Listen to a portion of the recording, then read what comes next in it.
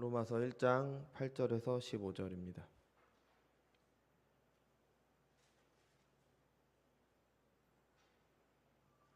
로마서 1장 8절에서 15절 제가 봉독하겠습니다. 먼저 내가 그리스도로 말미암아 너희 모든 사람에 관하여 내 하나님께 감사함은 너희 믿음이 온 세상에 전파됨이로다. 내가 그의 아들의 복음 안에서 내 심령으로 섬기는 하나님이 나의 증인이 되시거니와 항상 내 기도에 쉬지 않고 너희를 말하며 어떻게 하든지 이제 하나님의 뜻 안에서 너희에게로 나아갈 좋은 길 얻기를 구하노라. 내가 너희 보기를 간절히 원하는 것은 어떤 신령한 은사를 너희에게 나누어 주어 너희를 견고하게 하려 함이니 이는 곧 내가 너희 가운데서 너희와 나의 믿음으로 말미암아 피차 아니함을 얻으려 함이라. 형제들아, 내가 여러 번 너희에게 가고자 한 것을 너희가 모르기를 원하지 아니하노니 이는 너희 중에서도 다른 이방인 중에서와 같이 열매 맺게 하려 함이로되 지금까지 길이 막혔도다. 헬라인이나 야만인이나 지혜 있는 자나 어리석은 자에게 내가 다 빚진 자라. 그러므로 나는 할 수 있는 대로 로마에 있는 너희에게도 복음 전하기를 원하노라. 아멘. 기도하겠습니다. 거룩하고 존귀하신 주님, 은혜와 사랑을 감사드립니다. 주님의 거룩한 날 허락하셔서 공예배로 하나님께 영광 돌릴 수 있도록 하신 은혜 감사드립니다. 주님, 이 시간 주님의 말씀 듣는 시간입니다. 우리 안에 계신 성령께서 함께 하셔서 듣는 말씀 가운데 하나님의 음성을 듣는 자들 될 수 있도록 인도하여 주옵소서. 그래서 우리가 하나님의 말씀을, 복음을 더욱더 배워야 된다는 것을 알고 그 자리로 나오는 자들 될 수 있도록 인도하여 주옵소서. 감사드리며 사랑이 많으신 예수님의 이름으로 기도드렸습니다. 아멘. 지난주까지는 로마서의 인사말을 살폈습니다. 인사말이라고는 하지만 많은 내용이 담겨 있었죠. 그래서 편지를 쓰는 사람이 누구인지, 편지를 받는 사람은 누구인지, 또 어떤 내용을 쓸 것인지가 이제 인사말에 짧게 담겨 있었습니다. 그래서 말씀드린 것처럼 이 시대에 편지를 쓴다는 것은 쉬운 일이 아니었습니다. 그래서 바울은 또 사도로 자신의 소명을 따라 이 편지를 쓰고 있는 거기 때문에 한 글자 한 단어 아주 신중하게 기록했을 것입니다. 그러니까 인사말도 단순히 인사가 아니라 신중하게 단어를 골라가면서 기록을 했겠죠. 그래서 당연히 편지를 받는 사람들이 그렇게 읽기를 바라면서 썼을 것이기 때문에 이제 우리도 로마서를 그렇게 보고 있습니다. 그래서 시간이 좀 걸렸죠. 그래서 오늘 본문인 이제 8절부터 15절은 이 편지의 서문입니다. 이제 인사말이 끝나고 이제 서문이 시작이 되죠. 그래서 고대 이제 헬라 편지들을 보면은 인사말 뒤에 감사와 기도가 나와 있습니다. 이제 바울도 그런 형식을 따라서 썼습니다. 그래서 에베소서나 빌립보서, 골로새서 등 이제 바울의 편지를 보면은 그런 형식을 보통 따라요. 그래서 인사말 다음에 감사와 이제 기도가 이제 나오죠. 근데 갈라디아서를 보면은 이런 형식이 없습니다. 그냥 인사말을 하고 나서 바로 이제 다른 복음을 따라간 것에 대한 책망을 합니다. 그러니까 이걸 통해서 우리가 알 수 있는 거는 바울이 그 갈라디아 교회에 있는 그 다른 복음을 따라간 그 일을 얼마나 급하고 또 중요하게 여기는지를 이제 편지의 형식을 통해서도 어느 정도 알 수가 있는 거죠. 근데 그러니까 형식을 파괴한 거죠. 그러면서 그렇게 나타낸 거죠. 네, 로마서는 감사와 기도의 내용이 있습니다. 근데 이 감사와 기도의 내용도 당연히 아무런 의미가 없는데 형식적으로 쓴 건 아니겠죠. 그죠? 그냥 넣은 게 아니라 바울이 전하고자 하는 것을 형식이라는 그릇에 담아서 전달을 한 거죠. 그래서 이제 우리는 이제 서문의 내용들도 바울이 로마 교회에 전하고자 했던 말들이 들어가 있었고, 당연히 이 편지를 성경으로 주심으로 하나님께서 이 부분을 통해서도 우리에게 하시고자 하는 말씀이 있다는 것을 우리는 알기 때문에 이제 서문을 보겠습니다. 이 내용을 간략하게 말씀드리면 이제 말씀드린 것처럼 감사와 기도로 이루어져 있죠. 두 가지 내용이 있는 거죠. 그래서 로마 교회의 소식을 들은 바울은 들은 소식에 대해서 하나님께 감사를 드렸습니다. 이어서 로마 교회를 위해 기도를 하는 거죠. 이거는 나중에 이제 좀 자세히 볼 것입니다. 근데 바울은 그냥 기도를 하고 끝낸 것이 아니에요. 항상 기도는 그의 간절한 소원이기 때문에 그의 소원을 위해 여러 가지 노력을 했습니다. 내가 너희를 보기를 원한다라고 하고 아무것도 안 한 게 아니라 내가 너희를 보기 위해 하나님께 기도를 하고 나서 아무것도 안 한 게 아니라 여러 가지 노력을 했습니다. 근데 그게 현재까지는 이루어지지 않은 거죠. 그죠? 우리가 아는 것처럼 이제 마지막에 이루어집니다. 나중에 이제 죄수의 신분으로 로마에 가게 되죠. 그게 사도행전에 이제 마지막이 그렇게 나오죠. 이제 바울이 죄수가 돼서 이제 로마로 가는 여정으로 끝이 나게 됩니다. 바울은 로마 교회를 가기 위해 기도를 했는데 그 이유가 이제 12절에서 15절에 나옵니다. 그 12절에 보면은 11절에 나오죠. 신령한 은사를 너희에게 나눠주기 위해서. 13절은 다른 이방인들에게서와 마찬가지로 열매를 맺기 위해서. 바울은 복음의 빚진 자이기 때문에 그 15절에서 보는 것처럼 로마 교회를 방문해서 복음을 전하기를 원했던 겁니다. 그래서 이제 로마 교회에 가기를 위해서, 이게 뭐 여러 가지 세 가지로 말을 하고 있는데 다 똑같은 말이죠. 결국엔 복음을 전하기 위해서 이제 로마 교회를 가기를 원했습니다. 뭐 이거는 이제 이 서문을 이번 주부터 자세히 보려고 하는데, 오늘은 이 서문 중에서 좀 이상한 점이 발견이 됩니다. 그래서 이상한 점에 대해서 보려고 해요. 원래는 이제 두 가지를 다 보려고 했는데 이제 좀 너무 길어져 갖고 한 가지 그렇게 봐가도록 하겠습니다. 아마 읽으시면서 좀 이상하게 생각하실 수도 있습니다. 이게 8절에 보면은 분명히 바울은 로마 교회의 믿음이 온 세상에 전파되었기 때문에 하나님께 감사를 했습니다. 아니, 그들의 믿음을 보고 그들의 믿음이 전파되었다는 걸 하나님께 감사할 수 있을 정도면은 이거는 로마 교회의 믿음은 참되다라는 것을 분명히 알 수가 있는 거죠. 그리고 여기에는 뭐 온 세상에 전파되었다고 하는데, 뭐 온 세상은 아니겠죠. 그러니까 모든 나라 모든 사람에게 전파되었다 뭐 그런 의미는 아니겠죠. 그냥 뭐 너희를 아는 사람들, 아니면 뭐 복음이 전해진 사람들, 아니면 뭐 유럽 전체 뭐 요 정도를 말할 겁니다. 그래서 아무튼 이제 바울은 이제 온 세상이라는 말을 그렇게 사용을 했죠. 근데 그 믿음이 열매가 없는 죽은 믿음이 아니었어요. 그러니까 구원에 이르는 참된 믿음이었습니다. 순종이라는 열매를 맺는 참된 믿음이었어요. 왜냐하면 로마서 16장 19절에서 바울은 이렇게 말해요. 너희의 순종함이 모든 사람에게 들리는지라. 그러니까 처음에는 믿음이 온 세상에 알려졌다. 마지막에는 너희의 순종함이 모든 사람들에게 알려졌다. 그러니까 앞뒤에 이렇게 믿음과 순종으로 묶어서 로마 교회의 믿음이 참됐다라는 것을 이야기를 해주고 있는 겁니다. 예, 로마 교회는 분명히 그리스도를 믿는 믿음이 있었습니다. 그 믿음에 따른 순종, 믿음과 함께하는 순종도 있었어요. 다른 말로 하면은 복음을 믿는 그들의 믿음은 참된 믿음이었다는 의미가 되는 거죠. 네, 바울은 그것을 또 분명히 인정했어요. 아, 너희의 믿음을 온 세상이 들어서 내가 하나님께 감사한다. 근데 바울이 로마 교회에 가려는 이유가 무엇입니까? 복음을 전하기 위해서 가는 거예요. 복음을 믿는 사람, 이미 믿고 있는 사람, 참된 믿음이 있어서 열매를 믿고 있는 사람들에게 또 복음을 전하기 위해서 가고 있는 겁니다.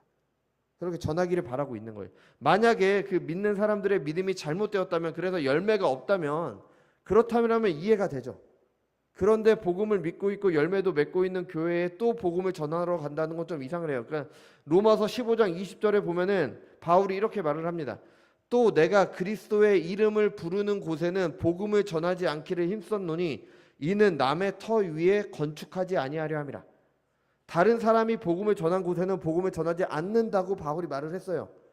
이런 바울이 이미 복음을 믿고 있는 로마 교회에 복음을 전하기 위해서 가기를 원했던 거죠. 좀 이상합니다. 그죠? 왜 그랬을까요? 복음을 믿는 사람들, 참된 믿음을 가진 사람들, 그래서 열매 맺는 사람들도 복음을 더 배워야 된다는 겁니다. 로마 교회는 바울이 세우지 않았어요. 뭐 가톨릭이 주장하는 것처럼 베드로가 세우지도 않았습니다. 뭐 말씀드렸듯이 학자들이 추측하는 대로 사도행전 2장에 나오는 그 예루살렘에 있었던 오순절 성령 감립 때 베드로의 설교를 듣고 믿게 된 유대인들, 그러니까 로마에 살던 디아스포라 유대인이라고 하죠. 그러니까 우리로 말하자면 교포예요, 교포들.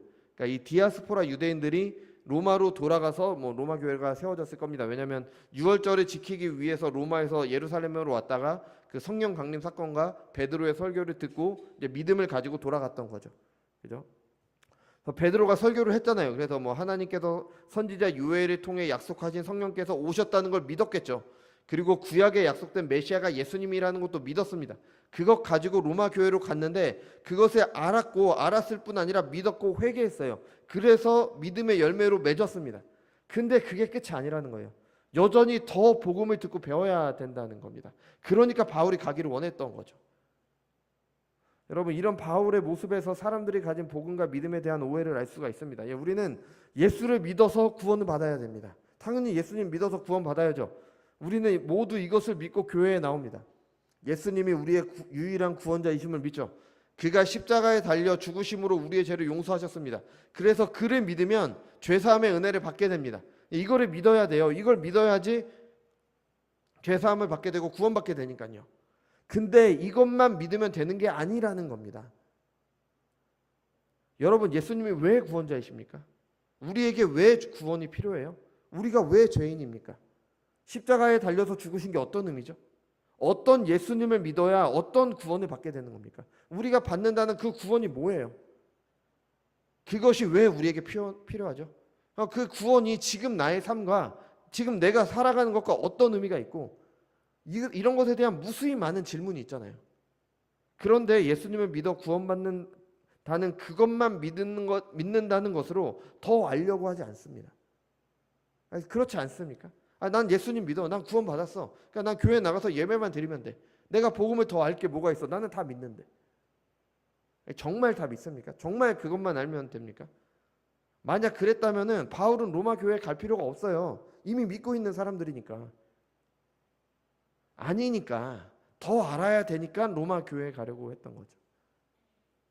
많은 경우에 오해되는 게 바로 이것입니다. 예수님을 믿었으니까 끝이라고 생각해요. 뭐 더 이상 알 것 없다. 믿기만 하면 된다. 이런 생각이 한때 우리나라에 반지성주의가 있어요. 배워서 뭐하냐. 배운 거 그거 다 쓸데없는데 살아가는데 무슨 소용이 있냐. 뭐 이런 생각이 있었죠. 이런 것과 합쳐져서 배우면 뭐하냐. 배울 필요 없다. 배우면 따지기만 하는데 믿는데 아무런 도움이 안 된다. 이런 생각과 합쳐졌어요. 그래서 교회 안에서 그리스도의 도에 대한 배움이 사라지게 됐습니다. 과거 초대교회나 아니면 종교개혁 이후의 교회들은 교리교육을 했습니다. 그래서 요리문답을 만들었고 각 교회별로 교리문답이 있었어요. 그 문답이라는 게 주일학교에서 학생들을 가르치기 위해서 나온 거예요. 그런 것들이 다 있었습니다. 또 우리나라 교회에서도 사경회라는 게 있었잖아요. 하나님의 말씀을 듣기 위한 사경회가 있었어요. 근데 없어졌잖아요. 다 바뀌었죠. 무슨 영성 집회니 치유 집회니 이런 것들로 바뀌었습니다. 그런 것들도 필요하겠죠. 기도도 해야 되니까 필요합니다. 그죠? 근데 복음을 배우는 게 더 필요한 겁니다. 교리 교육한다고 하면 왜 그런 거 필요합니까? 우리 교회는 더 이상 안 그렇겠죠. 근데 처음에 할 때 다 그랬어요. 기억나세요? 처음에 제가 우리 교회에서 교리 교육할 때 다 그랬잖아요.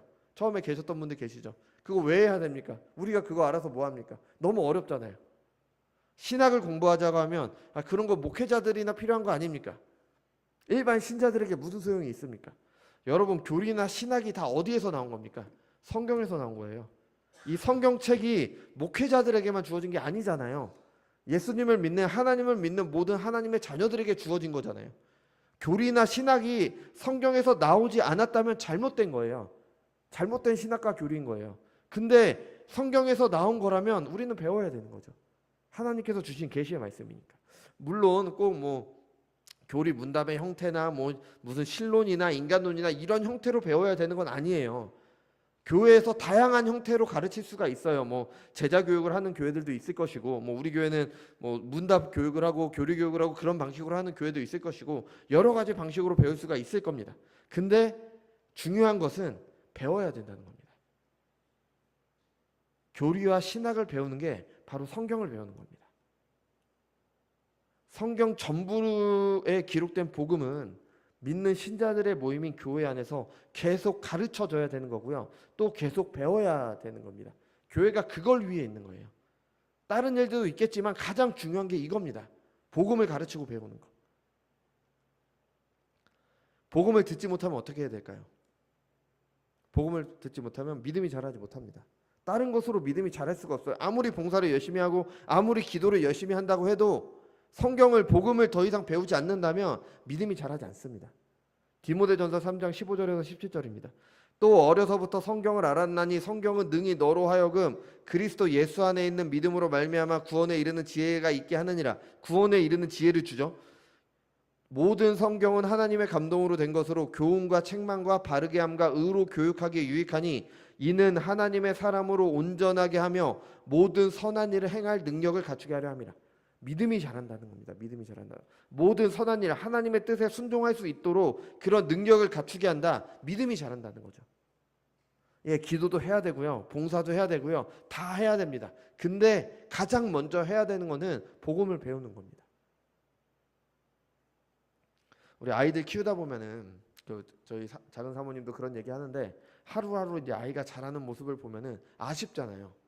얘가 이렇게 어릴 때 모습이 이때뿐이니까 조금 더 있었으면 좋겠다. 그러니까 애가 안 컸으면 좋겠다. 그런 생각을 하기도 합니다.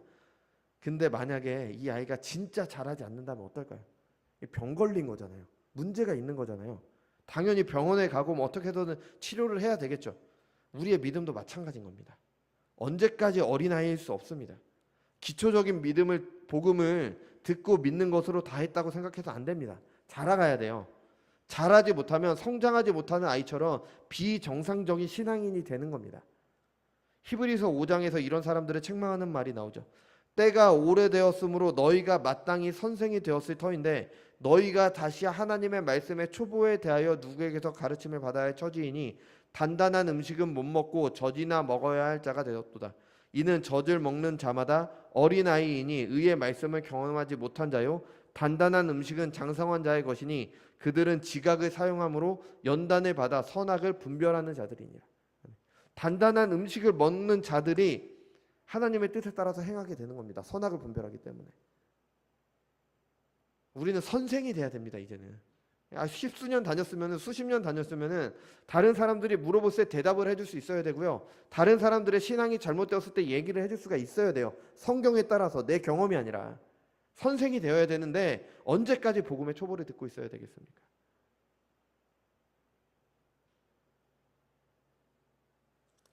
믿음이 자라지 못하는 게 괜찮은 게 아니라 잘못된 겁니다. 믿음이 계속 자라는 게 뭐 훌륭하고 특별한 일이 아니라 모든 신자들이 그래야 되는 겁니다. 이것이 복음을 통해서 이루어집니다. 그래서 이미 믿고 있는 신자들이 복음을 또 들어야 될 이유가 충분히 있는 겁니다. 또 복음을 믿었으면 복음으로 거듭났다며 복음으로 양육을 받아야 되는 거죠. 믿음이 자라지 못하면 어떤 문제가 생길까요?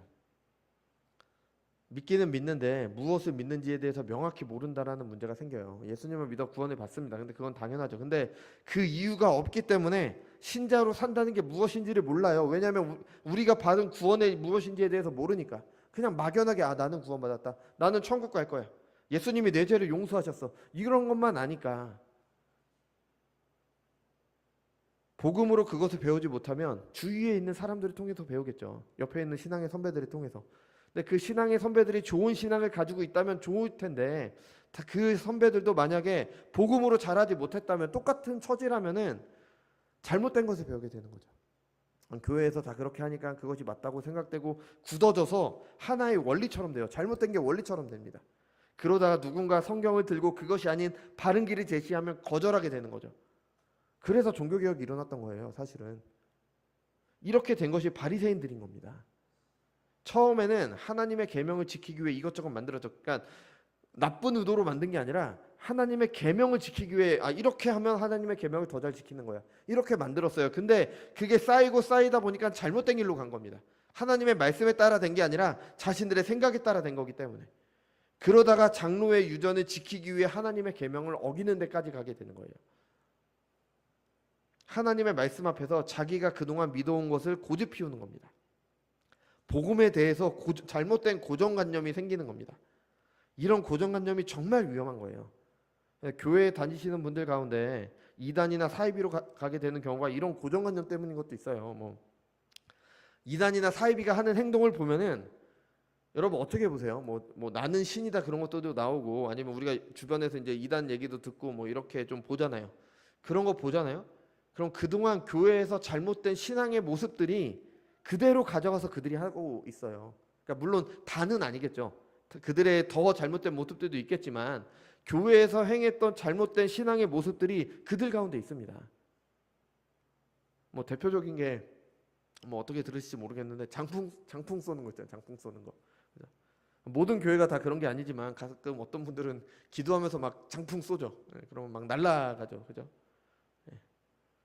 그러니까 이런 짓을 이단에서 하잖아요. 그럼 세상 사람들은 이상하게 봐요. 저게 뭐 하는 짓이야? 그렇게 봅니다. 그죠? 근데 잘못된 모습을 보고 교회에 다녔던 사람들은 이상하게 생각하지 않아요. 저거 우리 교회에서도 했던 건데. 저거 우리 교회에서도 했었잖아. 그러니까 더 쉽게 믿게 되는 거죠. 그러니까 이런 것들 말고도 이제 개인적인 신앙생활이나 그런 것에도 잘못된 것들이 많아요. 제가 이 장풍과 같은 말도 안 되는 얘기로 이렇게 예를 든 거는 제가 말씀드리면 또 상처가 되실 수도 있으니까 우리 안에 다 잘못된 모습이 있잖아요. 저도 마찬가지고 상처가 되실까 봐 제가 직접적으로 언급을 안 하는 거지 다 있습니다. 개인적인 신앙생활이나 잘못된 것들이 다 있어요. 물론 100% 완벽한 사람은 없고 다 부족함이 있죠.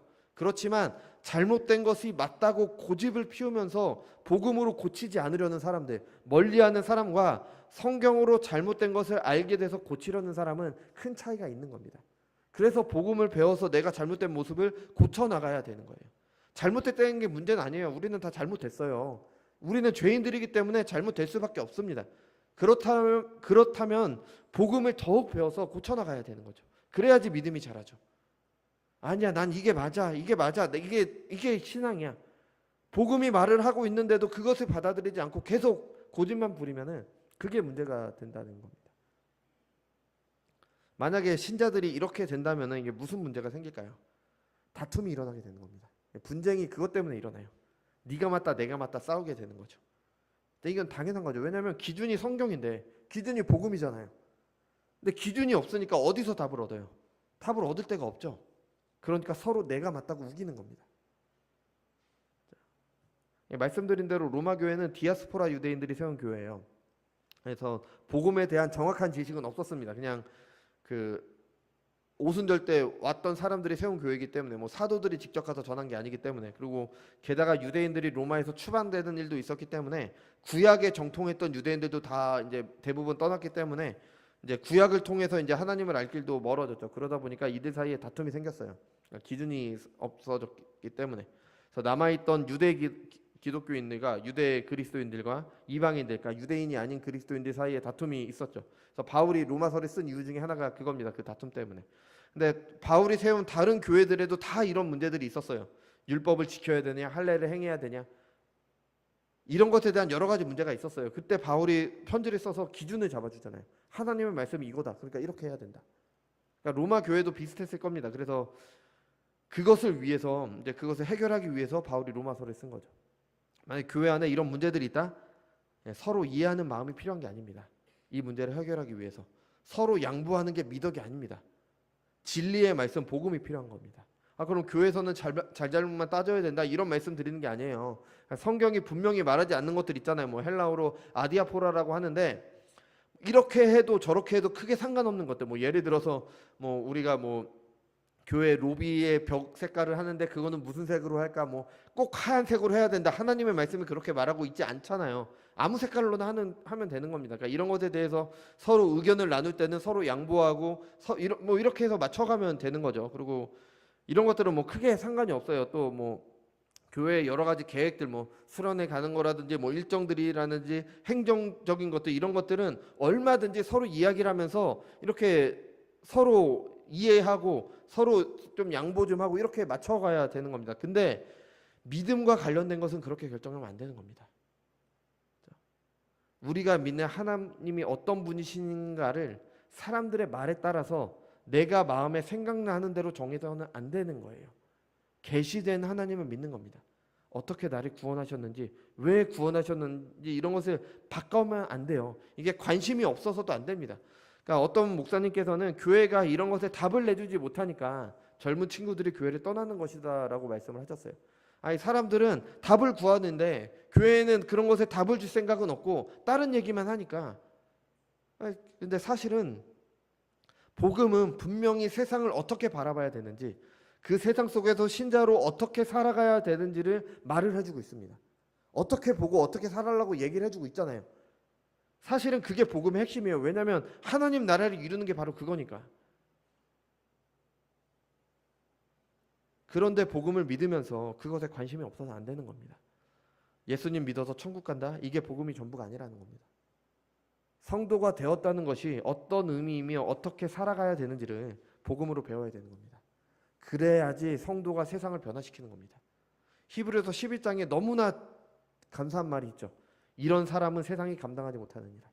이런 사람들이 누굽니까? 히브리서 11장에 보면은 믿음의 선진들이 쭉 나열돼요. 뭐 누구는 믿음으로 했고, 누구는 뭐 했고, 이런 사람들은 뭐에도 처했고, 어떠했고, 이런 사람은 세상이 감당하지 못하느니라. 그게 바로 신자들입니다. 그게 바로 믿는 사람들. 세상이 감당하지 못하는 사람들. 세상 속에서 하나님의 백성으로 살면서 세상을 변화시키는 사람들. 이 사람들이 바로 신자들인 겁니다. 이런 삶을 위해 복음을 한 번 믿는 것으로 끝나지 말고 계속 배워야 되는 거죠.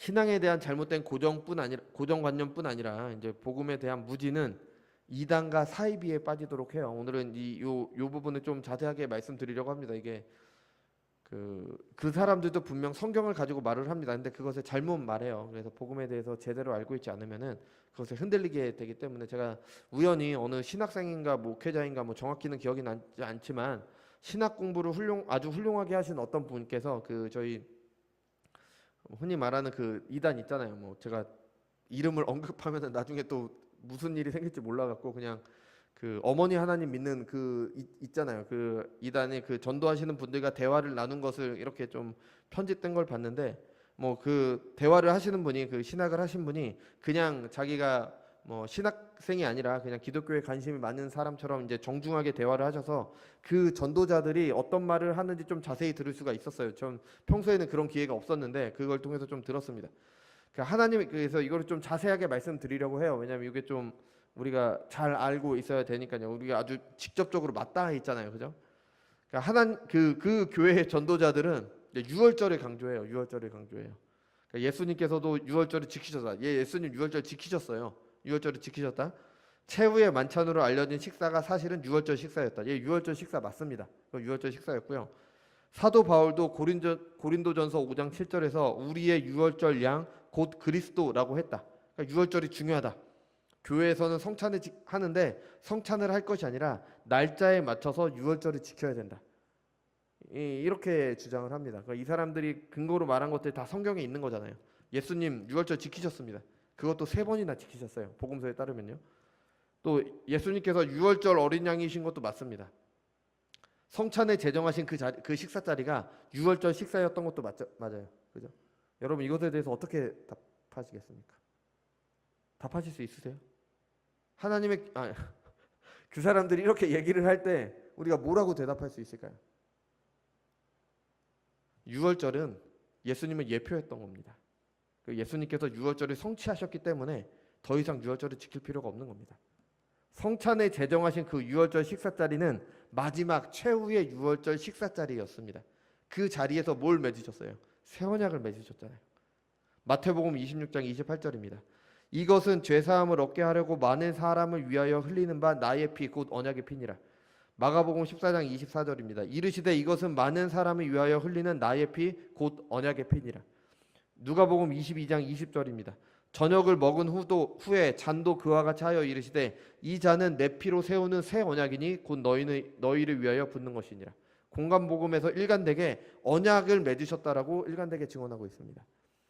사도 바울도 이것에 대해서 고린도전서 11장 25절에서 식후에 또한 그와 같이 잔을 가지시고 이르시되 이 잔은 내 피로 세운 새 언약이니 이것을 행하여 마실 때마다 나를 기념하라 하셨으니. 아멘. 분명히 마지막 유월절 식사 자리에서 옛 언약이 아닌 새 언약을 그의 피로 맺으셨습니다. 그렇다면 옛 언약의 상징인 유월절을 지켜야겠습니까? 아니면 성찬을 행해야겠습니까?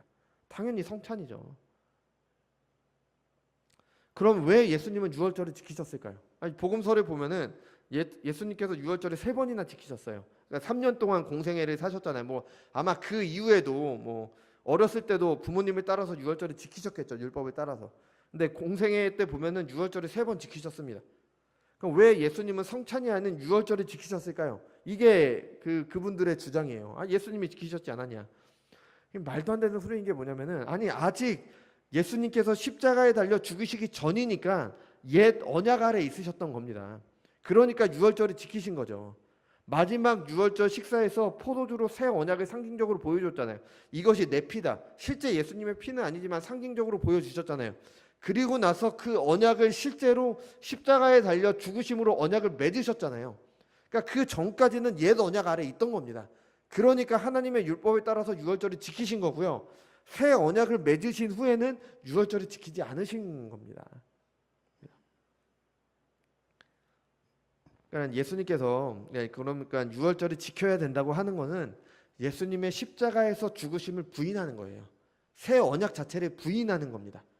그러니까 예수님이 우리의 구원자가 되실 수가 없다는 말이에요. 예수님을 통해 구원받는 게 아니라 유월절의 어린 양 그 의식을 통해서 구원받는다고 얘기를 하는 겁니다. 그래서 갈라디아서 4장 9절에서 11절에 보면은 이제는 너희가 하나님을 알 뿐 아니라 더욱이 하나님이 아신 바 되었거늘 어찌하여 다시 약하고 천박한 초등 학문으로 돌아가서 다시 그들에게 종로를 하려 하느냐. 너희가 날과 달과 절기와 해를 삼가 지키니 내가 너희를 위하여 수고한 것이 헛될까 두려워하노라. 아멘. 날과 달과 절기와 해를 지킨다는 것은 율법에 제시된 절기들을 말하는 거예요. 유월절도 여기에 포함이 되는 거예요. 예수님을 통해서 그 모든 것이 다 성취가 되었습니다. 그 모든 것은 예수님을 예표하는 거였습니다. 바울이 전한 복음이 바로 그것을 말하는 거죠. 그러니 다시 절기를 지키며 바울이 전한 복음이 다시 절기를 지킨다면은 바울이 전한 복음이 무효화되는 겁니다. 예수님께서 행하신 일이 무효화되는 거예요. 유월절을 지키자는 주장은 말도 안 되는 겁니다. 그죠? 그래서 이제 그분도 충분히 아시지만 그 대화를 하셨던 그 분도 충분히 아시지만 그 이단 교회 전도자들과 대화하시는 분이 이제 더 이제 대화를 이어가기 위해서 100번 양보해서 오케이 좋다 유월절 지키는 것이다 그럼 치고 그럼 교회에서 날짜에 맞춰서 유월절을 지키면 되는 거냐 그렇게 물어보셨어요. 그랬더니 또 아니래요. 왜 아니냐? 하나님께서 약속하신 성령과 신부를 믿어야 된다고 얘기를 합니다. 그럴듯하죠. 성경에 성령도 나오고 신부도 나오니까요. 그죠? 그리고 이렇게 얘기를 해요. 구약은 성부 시대고 신약은 성자 시대, 지금은 성령 시대라고 말을 합니다. 그리고 성령이 바로 그들의 교주이자 이미 돌아가신 그 안모씨 아시죠? 그 안모씨라고 합니다. 그럼 그분은 죽지 않았냐 이렇게 질문을 하니까 그분은 죽는다고 성경에 기록되어 있대요. 뭐 저 어디인지는 모르겠는데 아무튼 기록되어 있대요. 대신 약속하신 그 성령님 말고 아까 신부도 있다 그랬잖아요. 약속하신 신부인 어머니 하나님, 이제 장모씨죠. 그분은 죽지 않고 영원하다고 성경에 기록되어 있대요.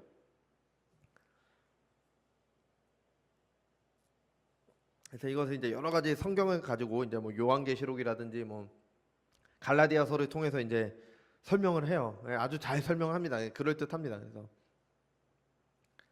이것에 대해서 우리가 어떻게 대답할 수 있을까요? 성경에 분명히 뭐 요한계시록 21장 펴볼까요? 요한계시록 21장.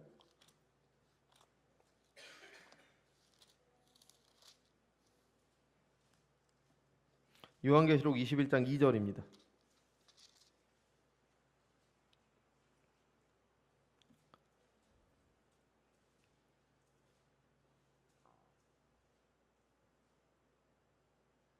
봉독해 드리면은 내가 봄에 거룩한 성 새 예루살렘이 하나님께로부터 하늘에서 내려오니 그 준비한 것이 신부가 남편을 위하여 단장한 것 같더라. 이 나와 있죠. 그죠? 9절도 보면요. 7대접을 가지고 마지막 7재앙을 담은 7천사 중 하나가 나와서 내게 말하여 이르되 이리 오라 내가 신부 곧 어린 양의 아내를 내게 보이리라. 이렇게 나오죠. 그리고 또 하나가 있는데요. 제가 좀 찾아볼게요.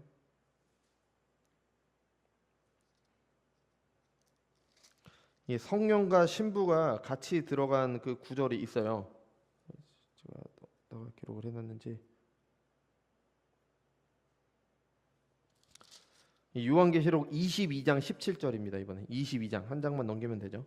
17절 보면은 성령과 신부가 말씀하시기를 오라 하시는도다. 듣는 자도 오라 할 것이요 목마른 자도 올 것이요 또 원하는 자는 값없이 생명수를 받으라 하시더라. 그러니까 요걸 조합해서 이제 성령과 신부가 필요하다 이렇게 얘기를 하고 있는 거예요. 그죠? 그럼 이것에 대해서 어떻게 아시겠어요? 그러니까 우리도 이거는 교회 안에 있는 잘못된 가르침이 이 사람들에게서 얘기를 하는 거에서 좀 드러나는데 먼저는 구약은 성부 하나님 시대, 신약은 성자 하나님 시대, 지금은 성령 하나님 시대라는 이 말부터 잘못된 겁니다. 시대는 그렇게 구분되지 않아요. 그거는 세대주의가 말하는 겁니다. 시대는 그렇게 구분되지 않습니다. 물론 하나님의 영원하신 작정에 따라서 구약은 성부께서, 신약은 성육신하신 성자께서, 그리고 성자께서 승천하신 후에는 약속대로 오신 성령께서 주도적으로 활동하시는 건 맞습니다. 그죠? 하지만 나머지 위격, 그 성부, 성자, 성령 중에서 나머지 위격 하나님께서 가만히 계신 게 아닙니다. 늘 성삼위 하나님께서 함께 일하고 계세요. 구약에 보면요, 성부 하나님 나오고요. 그 다음에 여호와의 사자라고 표현된 그 표현 중에서 성자 하나님을 가리킨다고 볼 수 있는 것들이 많이 있습니다. 또 대표적인 게 다니엘서 보면은 다니엘이 새 친구가 풀무불에 들어갔을 때 인자와 같으신 이가 그 안에 있었잖아요. 함께 있었다. 그게 성자 하나님을 이렇게로 볼 수 있는 그게 가장 높고요. 그리고 성령께서도 같이 있었습니다. 창조 때부터 하나님의 영이 수면을 운행하시느니라. 하나님의 영이 나왔고요. 그리고 성막을 건설할 때도 그 오올리반가요? 그 성막을 짓는 사람에게 성령께서 임하셨습니다. 그러니까 하나님의 일을 하는 사람들에게는 늘 성령께서 함께 하셔서 일을 하셨죠. 그러니까 성부 하나님 시대, 성자 하나님 시대, 성령 하나님 시대라는 그 말 자체가 잘못된 겁니다. 그게 틀렸어요. 그럼 성경이 말하는 시대의 구분은 딱 두 가지입니다.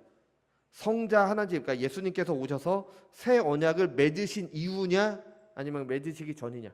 그러니까 구약과 신약 요것만 있는 거지 다른 시대의 구분은 없습니다. 그래서 이분이 말하는 그 이단 교회가 말하는 거는 한 하나님께서 시대에 따라서 다른 모습으로 오셨다는 거예요. 한 하나님이신데 구약에는 성부 하나님, 신약에는 성자 하나님, 그리고 지금은 성령 하나님으로 오셨다는 겁니다.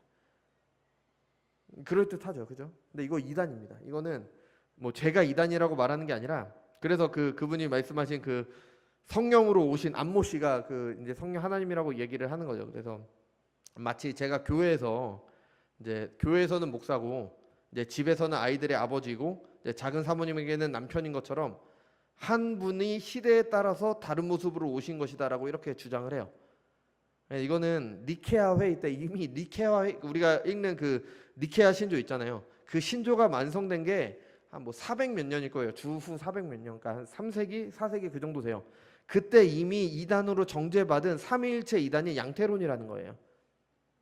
한 분 하나님께서 모습을 바꾸신다. 이게 바로 삼위일체 이단인 겁니다. 한 분 하나님께서 모습을 바꾸시는 게 아닙니다. 세 분 하나님이 계세요. 성부, 성자, 성령 세 분이 계신데 그 세 분이 동일한 본질이신 겁니다. 이게 우리가 고백하는 삼위일체예요. 그러니까 시대를 뭐 성자 시대, 성부 시대, 성령 시대 나누는 것도 잘못이고 이 말도 다 잘못된 거죠, 그죠? 또 그 안모 씨는 성령 하나님이 될 수가 없어요. 성령이시잖아요. 말 그대로 영이세요. 물리적인 몸이 없으십니다. 근데 물리적인 몸이 있잖아요. 그리고 그 성령께서 와서 하시는 일이 다른 일이 아니라 예수님에 대한 증언이잖아요. 요한복음 14장에서 16장에 나오는, 우리가 뭐 지금은 시간 관계상 찾지는 않겠지만 그거예요. 그거 예수님에 대해서 증언하는 거예요. 뭐 성령께서 오셔서 그분이 다른 일을 하는 게 아니라 아버지와 아들, 그러니까 들은 것을 말씀하실 것이다, 이렇게 나오거든요. 근데 그 안모 씨는 눈에도 보였고 예수님에 대해 증언도 하지 않았잖아요. 그러니까 기록된 성령이 아닌 거예요. 그리고 어머니 하나님은 있을 수가 없어요. 하나님을 아버지 하나님이라고 부르는 것은 성경이 가부장적이라서 그런 것도 아니고요. 아버지 하나님이 있으니까 어머니 하나님도 있어야 되는 것도 아닙니다. 성경에는 하나님을 이스라엘의 남편으로도 묘사하기도 해요. 그렇게 나오잖아요. 그죠? 그러면은 남편 하나님도 있어야 되고요. 남편 하나님이 있으니까 부인 하나님도 있어야 되잖아요. 말도 안 되는 소리 하고 있는 거예요. 아버지 하나님은 그냥 아버지라는 일반적인 그런 모습을 가지고 하나님을 이해할 수 있게끔 사람의 언어로 하나님을 표현하는 것뿐입니다. 그 어머니 하나님이라는 그 구절들 있잖아요. 우리가 읽어본 구절들. 이 구절들 보면요, 아까 우리가 2절 읽었잖아요. 그 9절 보면은 내가 신부 곧 어린 양의 아내를 내게 보이리라 하고, 10절에 보면은 성령이 나를 데리고 높은 산으로 올라가서 보여줍니다. 그러니까 그 어린 양의 아내를 보여주는 거예요. 그 아내가 뭐냐? 예루살렘, 뭐였죠? 예루살렘. 그러니까 교회가 신부인 겁니다. 어린 양의 신부. 여기서 어린 양의 신부는 교회입니다. 교회. 어린 양의 아내. 에베소서 5장을 보면요, 사도 바울은 부부 사이에 대해서 말을 하잖아요. 이게 청년들과 같이 읽고 있는 건데, 아내는 남편에게 순종해야 됩니다. 어떻게 순종해야 되죠? 교회가 그리스도께 순종하듯이 순종해야 돼요. 남편은 아내를 사랑해야 돼요. 어떻게 사랑해야 됩니까? 그리스도께서 교회를 사랑한 같이 사랑해야 되는 겁니다. 사도 바울은 부부 관계를 통해서 교회와 그리스도의 관계를 말해주고 있는 겁니다. 우리가 이 땅에서 겪는 그 부부 관계는요, 그리스도와 교회의 관계를 우리에게 알려주기 위한 하나의 예인 거예요. 우리 천국 가서 결혼 안 하잖아요. 천국 가면 결혼도 혼인도 다 필요 없는 거잖아요. 그러니까 결혼은 이 땅에서만 필요한 거예요. 그럼 왜 필요하냐? 그리스도와 교회의 관계를 우리가 알 수 있게끔 알려주기 위한 하나의 교보제인 겁니다. 그래서 남편이 아내를 사랑하듯이 그리스도께서 교회를 사랑하시고, 아내가 남편에게 순종하듯이 교회가 그리스도께 순종하는 겁니다. 그걸 통해서 교회와 그리스도의 관계를 배우는 거죠.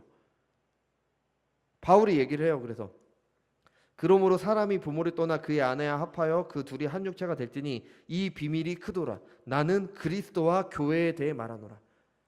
부부에 대해서 계속 말해놓고 마지막에 나는 그리스도와 교회에 대해서 말하고 있다. 그리스도의 신부가 누구입니까? 그리스도의 아내가, 어린 양의 아내가 누구입니까? 교회인 겁니다. 교회. 또 그 아까 22장 17절에서 말하는 성령과 신부가 말씀하시기를 오라, 듣는 자도 오라 할 것이요 목마른 자도 올 것이요 원하는 자는 값없이 생명수를 받으라. 생명수가 어디에서 나옵니까? 어머니 하나님에게서 나오는 게 아니라 교회에서 나오는 겁니다. 교회에서 나오는 그 생명수가 무엇입니까? 하나님의 말씀 복음인 겁니다. 그래서 에스겔서를 보면은 뭐 물이 차고 했다가 그 물이 흘러 넘쳐서 생명수가 흘러 넘치잖아요. 교회에서 흘러 넘치는 거예요. 그러니까 성경은 단절되어 있지 않아요. 구약과 신약을 전체로 봐야 되는 겁니다. 구약에서 말하는 생명수가 신약에도 나오는 거예요. 교회인 거예요. 교회, 어머니 하나님이 아니라. 또 그분들이 말하는, 이거 시간이 좀 갔지만 그래도 우리가 확실하게 하기 위해서 갈라디아서 4장 한번 볼게요. 그쪽 사람들이 말하는 주장이 하나가 더 있습니다. 갈라디아서 4장 보겠습니다.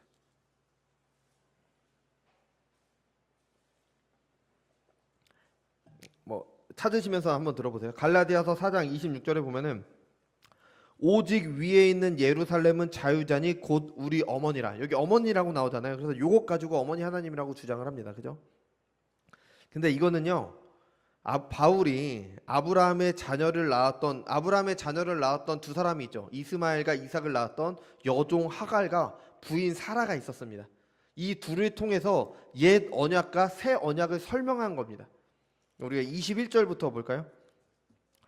21절부터 보면은 내게 말하라. 율법 아래 있고자 하는 자들아, 율법을 듣지 못하였느니라. 그러니까 율법 아래 있는 옛 언약 아래 있고자 하는 사람들에 대한 말입니다.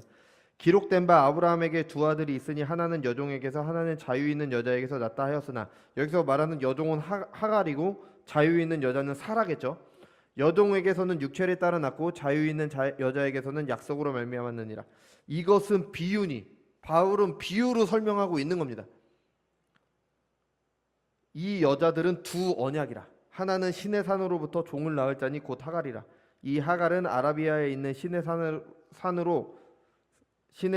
산으로서 지금 있는 예루살렘과 같은 곳이니 그가 그 자녀들과 함께 더불어 종로를 타고 오직 위에 있는 예루살렘은 자유자니 곧 우리 어머니라. 그러니까 하갈은 옛 언약을 상징하는 거고 사라는 새 언약을 상징하는 거다. 그러니까 여기서 말하는 그 예루살렘 자유자 사라, 우리의 어머니, 바로 새 언약을 나타내고 있는 겁니다. 어머니 하나님이 아니라 새 언약에 대한 설명이라는 것을 바울이 얘기를 하고 있는 거예요. 분명히 말하잖아요. 이것은 비유니. 그 두 여인을 통해서 비유적으로 하나님께서 우리에게 말씀하고 계시는 것이다. 그런데 복음을 배우지 않으니까 이런 말도 안 되는 소리에 혹해서 따라가게 되는 거죠. 그죠? 야, 듣고 보니까 어떠세요, 여러분? 정말 말도 안 되는 소리잖아요. 그죠? 들을 것도 없습니다. 예수님은 자체를 부인하는 거고, 뭐 성령 하나님이라는 것도 말도 안 되는 거고요. 어머니 하나님이라는 것은 더 말 안 되는 겁니다. 그죠? 근데 혹해서 따라가죠. 왜냐하면 교회에서 쓰는 말을 사용하니까. 그리고 교회에서 했던 잘못된 신앙의 모습들을 그들이 반복을 하고 있으니까, 우리에게 익숙하니까. 게다가 그러면서 내 욕망을 채워주기를 약속하니까요. 그죠? 또 이단들 앞에서는 아무 말도 못합니다. 그게 잘못됐다는 거 알겠는데 그게 왜 잘못됐는지를 얘기를 못해요. 그러니까 이단들에게 오히려 핀잔을 받죠. 와서 성경 좀 배워라. 그러니까 마치 이런 거죠. 아버지의 자녀들이 아버지에 대해 몰라서 아버지를 사칭하는 사람들이 와서 아버지에 대해서 배우라고 얘기를 하고 있는 겁니다. 이게 얼마나 비참합니까? 여러분, 복음을 믿는 신자들도 복음을 또 들어야 됩니다. 그래서 믿음이 자라가야 돼요. 우리가 이번 주에 잠언을 읽었잖아요. 근데 이것과 관련된 말이 굉장히 많이 나와요. 잠언 19장 15절에 보면은 게으름이 사람으로 깊이 잠들게 하나니 태만한 사람은 줄일 것이니라. 게으름이 세상에서 말하는 게으름도 되지만 이거는 영적인 게으름도 말합니다. 하나님께서 주신 은혜의 방편, 말씀, 성례, 기도, 그것으로 통해 믿음이 자라는 것에 게으르게 되면 잠이 들게 됩니다. 죄와 허물로 죽었던 사람을 하나님께서 다시 살리셨는데 잠이 드는 겁니다. 스스로가 그리고 하나님의 말씀에 줄인 자가 되죠. 그래서 말씀에 줄여서 이제 하나님께로 나아가면 좋겠는데 대부분 아니 거의 대부분의 그러니까 거의 모두 다른 곳에서 그 주림을 채우려고 합니다. 점점 진리에서 멀어지게 되겠죠. 잠언 9장 9절입니다. 지혜 있는 자에게 교훈을 더하라. 그가 더욱 지혜로워질 것이요 의로운 사람을 가르치라. 그가 학식이 더하리라. 누가 지혜 있는 자입니까? 복음을 믿는 신자들, 여호와를 경외하는 자들입니다. 그들은 복음으로 더욱 지혜로워집니다. 더욱 여호와를 경외하며 더욱 그의 뜻대로 살아갑니다. 근데 그렇지 않은 사람들은 어떻습니까? 7에서 8절이 말합니다. 거만한 자를 징계하는 자는 도리어 능욕을 받고 악인을 책망하는 자는 도리어 흠이 잡히느니라. 거만한 자를 책망하지 말라. 그가 너를 미워할까 두려우니라. 지혜 있는 자를 책망하라. 그가 너를 사랑하리라. 거만한 자, 지혜를 버린 자, 복음을 믿지 않는 사람들에게 복음을 전해도 듣지 않습니다. 도리어 복음을 전한 자를 미워합니다. 난 잘못된 게 없는데 잘못됐다고 말하니까. 나는 잘 살고 있는데 네가 뭘 하느냐? 네가 뭘 한다고 그렇게 얘기하냐? 여러분, 우리는 복음을 믿는 신자들입니다. 잠언서가 말하는 지혜자들입니다. 그런데 우리는 복음을 어떻게 생각하고 있습니까? 복음을 더 배우려고 합니까? 아니면 복음을 멀리하고 있습니까? 복음을 믿는 우리는 복음으로 더욱 자라가야 됩니다. 복음을 믿는다고 나는 다 믿었어 이러면서 복음을 멀리하면 안 됩니다. 복음을 듣는 자리, 성경을 배우는 자리로 나오십시오. 그게 여러분들을 살게 할 것입니다. 그것이 우리가 하나님 나라를 누리도록 할 것입니다. 우리에게 이런 은혜가 허락되기 바랍니다. 기도하겠습니다.